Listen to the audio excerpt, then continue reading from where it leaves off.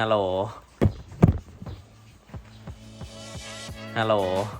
สวัสดีครับทุกคนพบกันอีกแล้วนะครับกับร้านเอสในการเกจเจ็ตทางช่องเกจเจ็ตและ108แชร์นะครับนึกไม่ออกเหมือนกันว่ามันควรจะอยู่ในช่องไหน คือมันก้ำกึ่งระหว่างงานช่างเนาะช่างเครื่องเสียงอะไรเงี้ยกับอุปกรณ์เทคโนโลยีทันสมัยเกจเจ็ตสินค้าที่ท่านจะได้รับชมในคลิปนี้ผู้รีวิวสั่งสินค้ามาเพื่อใช้เองไม่มีสินค้าจำหน่ายหากท่านสนใจสินค้าสามารถดูรายละเอียดเพิ่มเติมและสั่งซื้อสินค้าได้จากลิงก์ในคำอธิบายใต้คลิปที่เขาเรียกแกดเจ็ตนะวันนี้จะมาแกะกล่องแล้วก็ทดลองใช้งาน PR Plus นะครับไมโครโฟนไมแบบเนี้ยมันเรียกอะไรไมคอนเดนเซอร์ไมลาวิเลียอะไรไม่ใช่ลาวาเลียไม่รู้ไมเนี่ยไมแบบที่เขาใช้ในการพูดบนเวทีหรือว่าร้องเพลงอะไรเงี้ยนะครับงานพิธีกรนั่นนี่ต่างๆนะขออภัยนะหัวยุ่งแล้วก็หน้าโทรมเพราะว่ายังไม่ล้างมือนะฮะก็เดี๋ยวรีบมารีบไปนะอาจจะไม่ลงรายละเอียดมากนะครับแต่ว่าไหนๆก็ซื้อมาแล้วก็ขอต่อยอดนิดนึงทำคอนเทนต์นิดนึงนะครับก็อันนี้จะเป็นยี่ห้อ PR Plus นะครับรุ่น RM888 นะก็ซื้อมาจากร้านเดียวกับลำโพงตัวนี้นะซึ่งอัปเดตนิดนึงสำหรับลำโพงตัวนี้นะยังไม่ได้ลงคลิปของนางเลยนะครับปรากฏว่าเสียไปแล้วไฟมันเนี่ยปกติมันจะต้องแบบขึ้นมาทั้งหมดโอเคหลายทีแล้วยี่ห้อนี้นะครับเพราะว่าทีแรกก็คือเราซื้อไมค์แบบนี้มาแล้วคล้ายๆอย่างนี้มาแล้วชุดหนึ่งใช่ไหมซึ่งก็คือยี่ห้อเชอร์แมนนี่แหละนะครับแล้วก็เสียแล้วก็ส่งไปซ่อมจนได้กลับมาแล้วแล้วก็ทำคลิปที่ว่าด้วยเรื่องของการส่งซ่อมด้วยอะไรอย่างนี้นะก็ไปติดตามได้นะถ้าเกิดว่าอยากรู้ว่าต้องเจอกับนั่นนี่อะไรบ้างอะไรอย่างเงี้ย โอเคคลิปนี้เรามาโฟกัสที่ตัวนี้ดีกว่านะครับอันนี้ก็คือไมลอย ไมลอยนะฮะยี่ห้อ PR Plus ไม่เคยได้ยินชื่อมาก่อนนะครับแต่ว่าก็ลองดูนะตอนแรกจะเอาเป็นของ W King นะครับ W King เนาะแต่ว่าสั่งไปแล้วร้านหนึ่งแล้วก็ไม่รับออเดอร์สักทีอะไรเงี้ยสุดท้ายจนแล้วจนรอดก็พบว่าของไม่มีของไม่มีก็แทนที่จะรีบแบบแคนเซิลยกเลิกออเดอร์ไม่รับออเดอร์ลูกค้าอะไรเงี้ยก็ดองเอาไว้นะฮะแล้วก็เราก็เลยอารมณ์เสียก็เลยแบบไม่เอาแหละอันนั้นแพงด้วยอันนี้คือถูกกว่านะครับราคา 1,300 บาทใช่นะครับถูกกว่าด้วยเอามาไว้สำรองนะครับมันแย่งไมค์กันดีนะคือตัวนี้ก็มีไมค์มาให้2เนาะแล้วก็ ไมค์ชุดที่แล้วที่เชอร์แมนที่พังแล้วส่งซ่อมแล้วได้รับกลับมาแล้วอ่ะก็2นะครับแล้วก็อันนี้ก็2ไมค์6ตัวเอาซิมันจะแย่งกันได้สักขนาดไหนไม่เราไม่สามารถใช้พร้อมกันได้ขนาดนั้นหรอกนะครับก็เอามา เอามาเขาเรียกว่าอะไรอะเอามาสำรองเผื่อมันเสียไงอย่างตอนนั้นเสียก็คือแล้วก็ไมค์ที่มันแถมมากับลำโพงแบบเนี้ยก็อย่างที่ทราบกันว่ามันไม่สามารถย้ายไปใช้กับลำโพงตัวอื่นได้นะครับมันจะผูกกับลำโพงตัวนั้นๆอย่างเดียวอะไรเงี้ยก็ดังนั้นก็อย่ามาคิดต่ออย่ามาหวังว่าเฮ้ยก็มีไมค์อยู่แล้ว2ตัวอะไรเงี้ยที่มันแถมมากับตัวนี้ก็ไปใช้กับลำโพงตัวอื่นดีไม่ได้นะครับแล้วถามว่าแล้วทำไมไม่เอาลำโพงตัวนี้ไปใช้ตลอดก็สำรองเหมือนกันนะครับคือลำโพงตัวนี้ก็ไม่ใช่วิเศษวิโสอะไรมาจากไหนที่จะแบบใช้งานได้แบบ24ชั่วโมง48ชั่วโมงอะไรขนาดนั้นนะคือถ้าใช้งาน outdoor อะไรเงี้ยสุดท้ายมันก็แบตมันก็ต้องหมดใช่ปะพอหมดแล้วเนี่ยเราก็ไม่สามารถเราก็ต้องเอามันกลับไปชาร์จแล้วระหว่างชาร์จเราก็ต้องเอาลำโพงบลูทูธหรือลำโพงเคลื่อน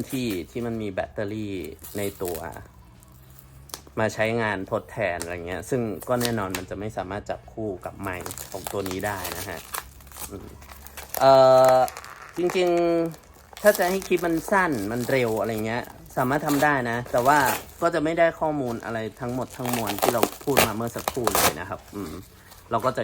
แกะเงียบๆแล้วก็ fast forward ไปอะไรแบบนี้นะแกะพลาสติกเสร็จแล้วนะครับเดี๋ยวดู อะไรอะแบชนะครับ ตารับรองการรับรองนี่นั่นต่างๆนิดนึงนะก็จะมี excellent quality นะครับตราเนี้ยหน่วยงานไหนเป็นคนออกก็ไม่รู้แล้วก็มีกสทช.ก็คือมันเป็นอุปกรณ์แบบสื่อสารนะครับก็จะต้องมีอะไรประมาณนี้นะฮะก็คือใช้ได้สมมุติว่าตำรวจมาลงอะไรเงี้ยมาขอตรวจกสทช.อะไรเงี้ยถ้าเราไม่มีก็คือถูกจับนะแต่ว่าอันนี้ก็คือปลอดภัยนะจากตำรวจแต่ว่าไม่ได้หมายความว่ามันจะไม่เสียจะนั่นนี่อะไรอย่างเงี้ยนะเหมือนเชอร์แมนไม่เชอร์แมนตัวก่อนน่ะก็มีกสทช.เหมือนกันนะครับแต่ก็เสียอยู่ดีนะ Universal UHF Wireless Microphone Series นะครับก็เป็นใช้คลื่น UHF เนาะอันนี้ก็คืออะไรก็ไม่รู้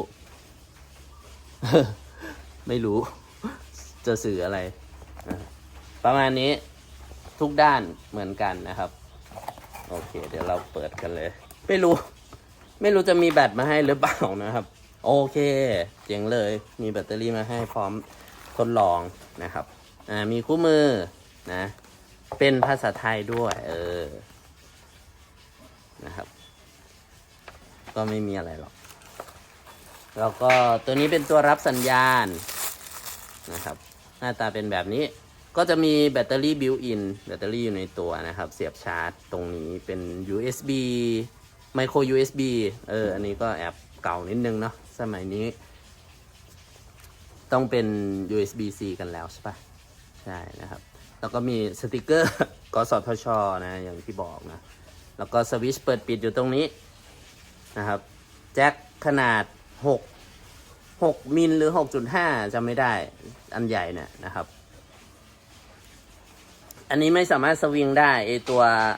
เชอร์แมนอะสวิงได้นะครับโอเคเราก็จะลองเปิดดูเลยนะครับอันนี้เสาสัญญาณเปิดเสร็จปุ๊บจะมีไฟขึ้นตรงนี้เป็นสีเขียวทำไมเขียวล่ะมี QC 4 QC 6คืออะไรอ่ะแบบ QC หลายรอบเราก็จะมาเสียบคือนะครับเดี๋ยวลองดูคอยดูนะไฟสีเขียวตรงนี้จะเปลี่ยนเป็นสีอะไรเวลาที่มันจับคู่กับไมค์เสร็จเรียบร้อยนะครับมาดูที่ไมค์กันบ้างนะครับก็วัสดุดีนะเป็น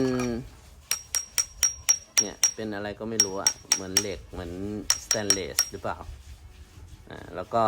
ข้างในนะครับสามารถเพิ่มลดมีปุ่มเพิ่มลดวอลลุ่มได้นะครับแล้วก็มีปุ่มเซตอะไรก็ไม่รู้เหมือนกันนะสติกเกอร์กสทช.เหมือนเดิมนะครับแล้วก็รางฐานนะ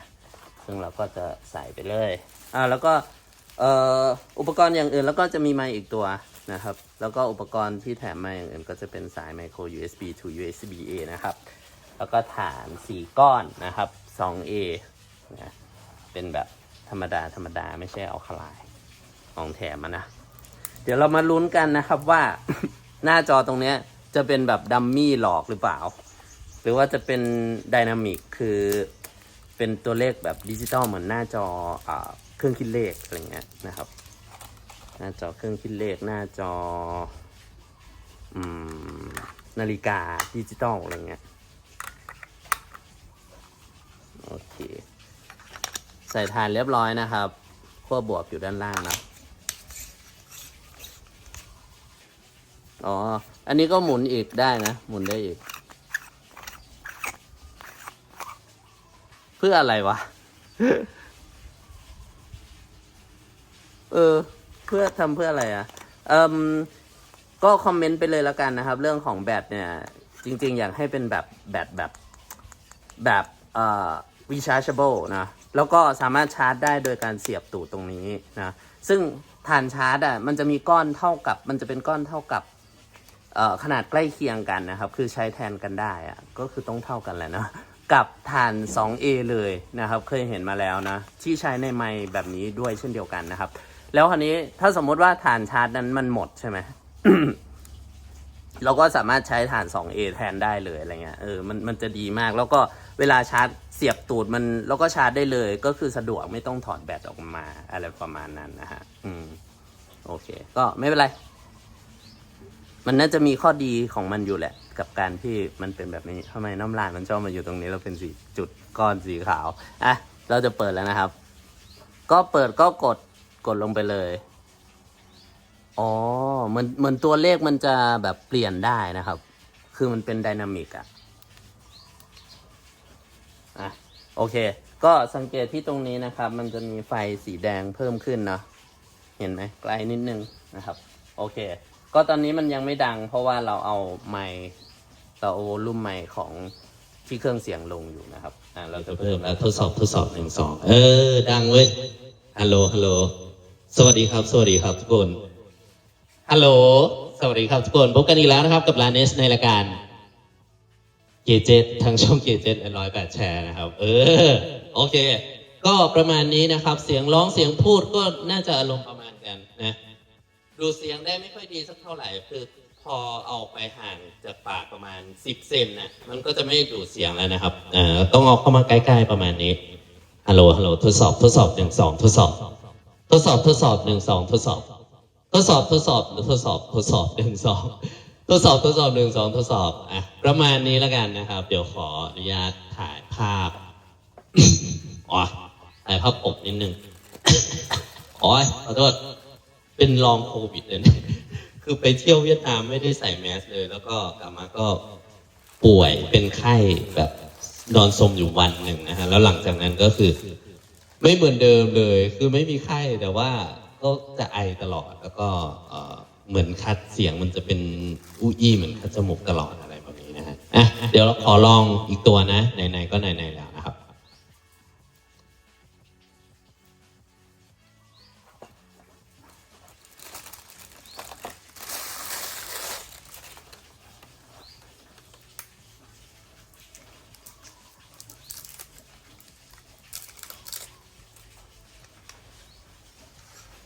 ไม่เข้าใจว่าตรงนี้มันจะเปิดได้ทำไมวะ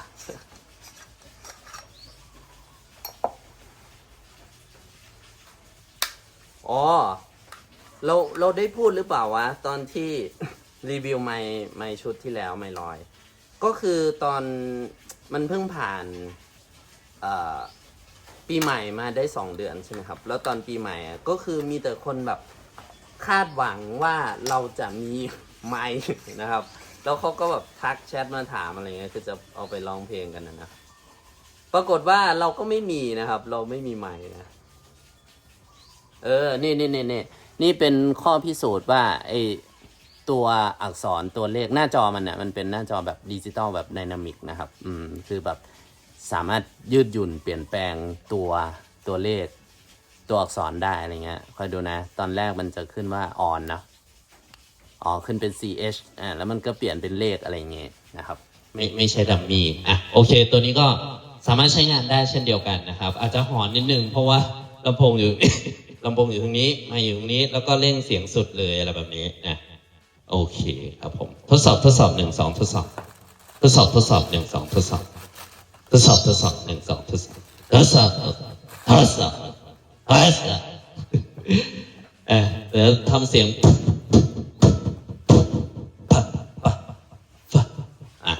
ประมาณนี้ก็จะประมาณนี้นะครับอันนี้คือเป็นเอ็กโคที่อยู่ในลำโพงนะเราตั้งเอาไว้นะครับ